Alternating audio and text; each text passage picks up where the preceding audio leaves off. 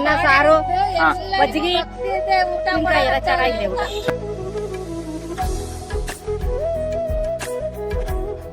ಮಾತ್ರ ಚೆನ್ನಾಗಿದೆ ಅಂದರೆ ಬಡವರಿಗೆ ಇದು ಒಳ್ಳೆ ಊಟ. ಮಧ್ಯಾಹ್ನ ಹೊತ್ತು ಸುಮಾರು 15 ದಿವಸದಿಂದ ಇಲ್ಲೇ ಊಟ ಮಾಡ್ತಾರೆ. ಒಳ್ಳೆ ಸೂಪರ್ ಊಟ ಕೊಡ್ತಾರೆ.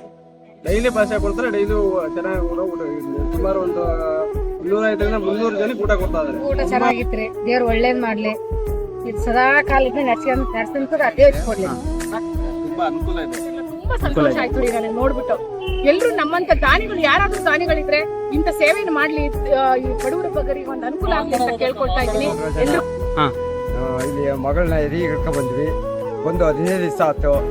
ಊಟ ಎಲ್ಲ ಚೆನ್ನಾಗಿ ನಡೀತೈತೆ. ನಾವು ಪ್ರೀತಿಯಿಂದ 1001 ರೂಪಾಯಿ ಕೊಡ್ತಾ ಇದ್ದೀವಿ. ಊಟ ಸಂಪರ್ಕ